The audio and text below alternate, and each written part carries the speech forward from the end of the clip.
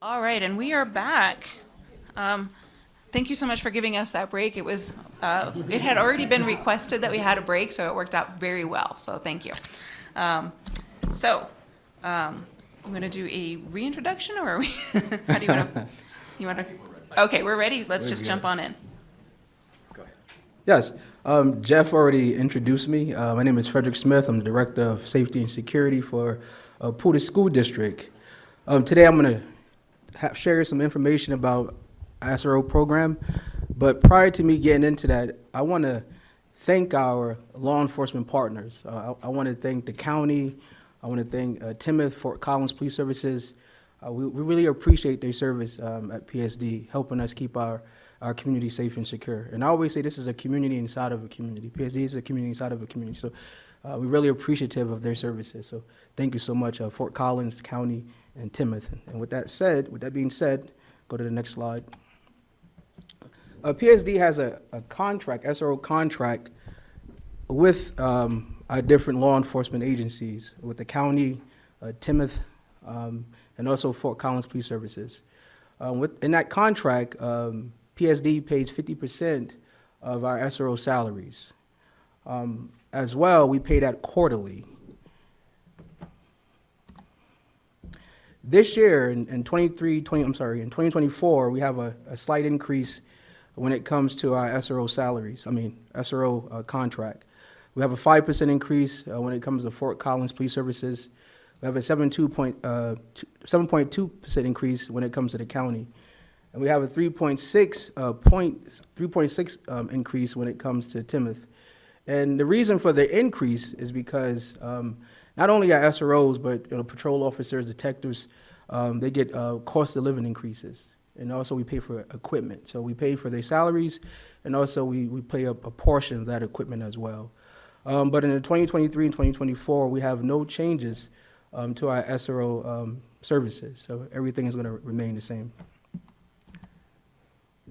The mission of the SRO program is to ensure that our campuses are safe for our students, for the learning, and also for our admin team and our staff, teachers, being a safe working environment. So we have a learning environment and also a safe working environment. They both are very, very paramount. And how does that occur when it comes to our SRO program to ensure that our campuses are safe and secure? Our SROs have to be visible, they have to be accessible, they have to communicate, they have to listen, and they have to, build relationships. Everything starts with community collaboration and engagement and inclusion to keep any campus safe and secure. So SROs do a really good job of being out there, being accessible, being visible, and building those relationships with members of our community, our staff, our students, their parents. Everybody plays a paramount role when it comes to keeping our campuses safe and secure. SRO contacts. Why are SRO contacts so paramount? SRO contacts are so paramount because this is how we build relationships. And once again, to keep our campuses safe and secure, we have to build relationships, not only internally, but also externally. But everything starts with our students and our staff. They provide us a lot of intel, a lot of information to our SROs, not only dealing with issues, a lot of positive things too. So when people think about the SRO program, I don't want you to think about law enforcement. It's also a positive part of it as well. But once again, those SRO contacts are very, very paramount, and this is how we build relationships. This is how we keep our campuses safe and secure. These are the type of calls, citations that our SROs generally, deal with. But once again, we are not trying to create the school to prison pipeline. So if you look at this chart or this graph, we give out very low citations. Once again, we want to make sure our students are successful in life, making sure that we do everything in our power to give them the resources they need so they can go out here and be prosperous in life, be successful in life. So if you look at this chart, it's very, very low when it comes to our citations. If you look at our SRO contacts, they're much higher than our citations. So once again, to be transparent, yes, sometimes we do have incidents, but our SROs really focus on, trying to make sure that we do everything in our power to create the school to prison pipeline. Okay. So when it comes to our different agencies, they cover different sites. You got Fort Collins, you got Timoth, you got the county. and they cover different sites, in our district. And at those different sites, they are dealing with different type of issues. If you look at Fort Collins, they deal with some type of harassment sometimes, disorderly conduct. If you look at Timoth, they deal with reckless driving sometimes, assaults. The county dealing with assisting in school, mental health problems sometimes, and family problems. But once again, we're not trying to create the school to prison pipeline. We're trying to do everything in our power to make sure that we get our students, our kids, the resources they need so they can be successful in life.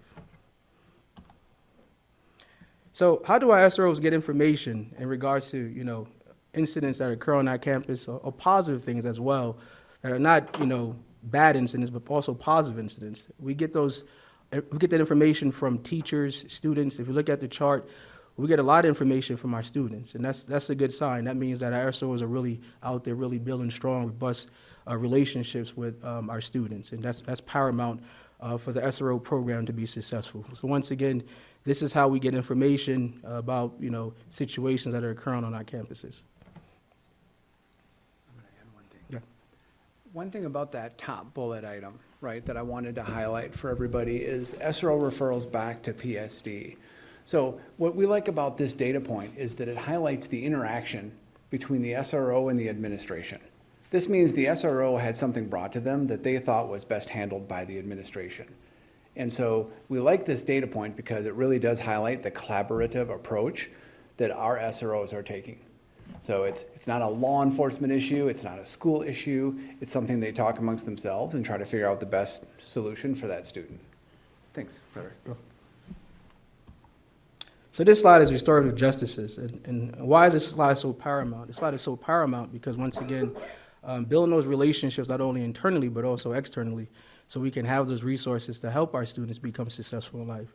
Once again, I emphasize we are not trying to create the school to prison pipeline.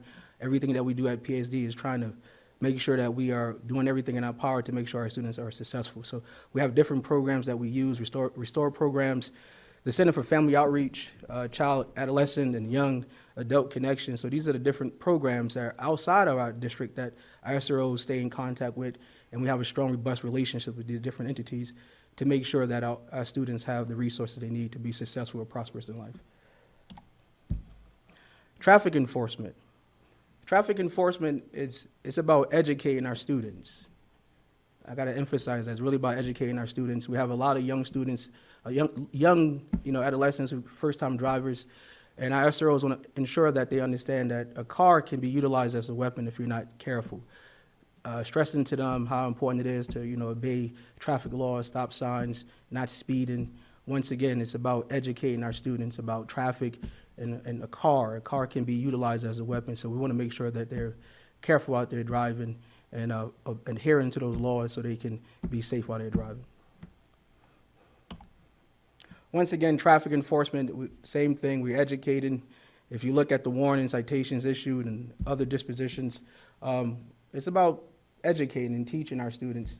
It's not about giving citations out. It's about what can we do as a district to make sure that our students who are driving are safe while they're driving, not only on our campuses, but when they leave our campuses on the weekends, making sure they understand how important it is to be safe while they're driving. Same thing, we have a lot of traffic slides there, so bear with me.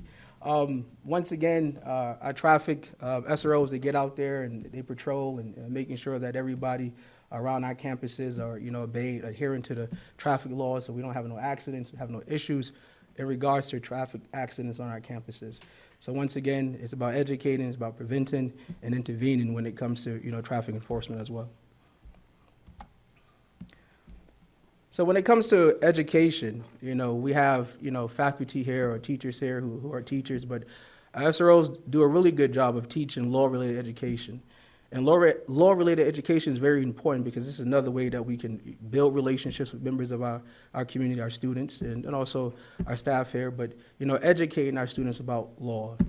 They're not lawyers, but they, teaching about a little about statutes and the different things of, alcohol use and other drug use you can think, or traffic, laws and stuff like that. So once again, it's another way to build relationships and educate and making sure our students are safe at the same time. And these are the different topics or subjects that Fort Collins teaches.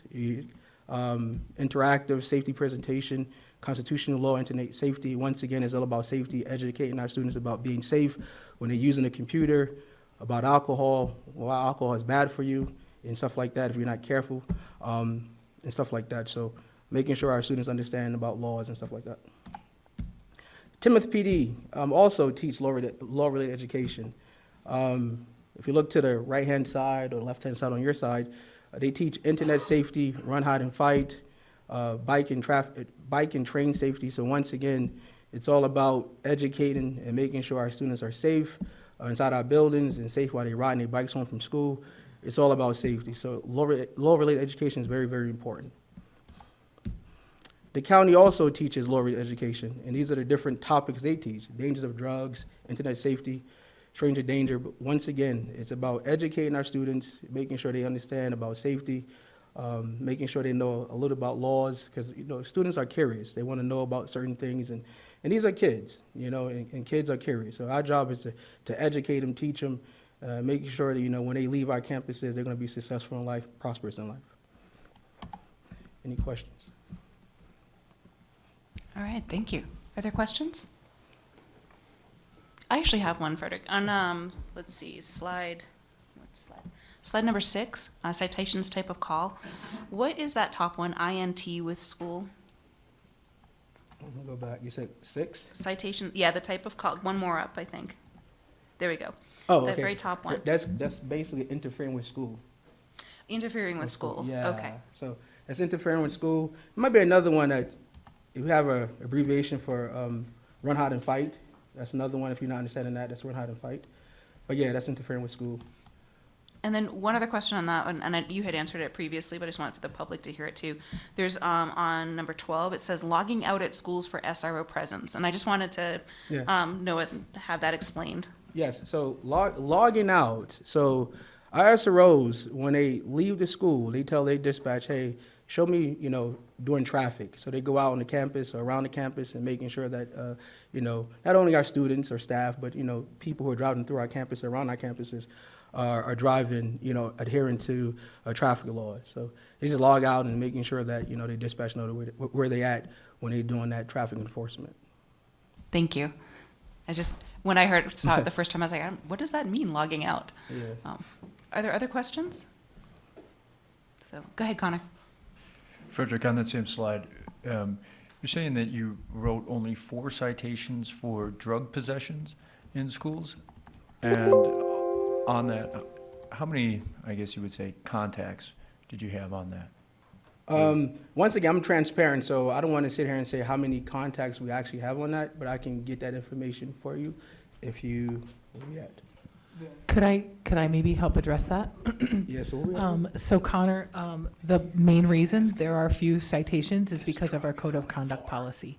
So our code of conduct policy was adapted a few years ago, and students, we really engage students in drug treatment and waivers for expulsion, and we do not ticket. So we do not look at ticketing and referring to law enforcement as part of our code of conduct procedures unless it gets to a significant level of which it would be, or if it involves distribution, selling, things of that nature. But just being in possession or under the influence, we handle with some limited suspensions and referral to the Center for Family Outreach for a drug treatment program and drug testing in order to avoid expulsion, and then stay in school, and then return to school when they're done from that. So that would help explain why there's so few citations. Thank you. Go ahead, Kevin. Just a general comment. I was told to get closer to the microphone, but now I feel like I'm screaming, so I'm really scared of this. I'm going to whisper. I just want to say, as someone that used to teach in a so-called prison to pipeline school, I want to thank you for naming that multiple times and saying that's not what we stand for. And your numbers demonstrate that, the policies demonstrate that, and I'm very proud to be a PSD parent because of that. So thank you. Thank you. Thank you. And Kevin, I want to echo that with the, slide number 8. If we could go back to that one, because I think it's really important when we're talking about the numbers there to highlight the fact that if you look at student reports to SROs, those have increased tremendously over the 23-24 year, which tells you that the students are comfortable talking to the SROs. That student interaction is what we want to see. Notice that the teacher notification to SROs has dropped. That's also something that we want to see. So, and then you look at the referrals to community partners, that has increased as well. So I think what this speaks to is our partnership between PSD and our law enforcement of how are we going to approach this from a learning perspective, from a getting another chance perspective, and having those students know that this is somebody they can go to and that they can trust to talk about some of these issues. So I just want to commend everybody for that way that we go about that with our partnership and all the work that you do. So thank you. And also, just as a note, the reason that we are only bringing up the Larimer County Sheriff's Office tonight is because the other two have not been finalized yet. They will be. We will be getting those through. Nothing is changing. I just want to note that for people when they say, how come we're not doing Fort Collins and Timnath as well?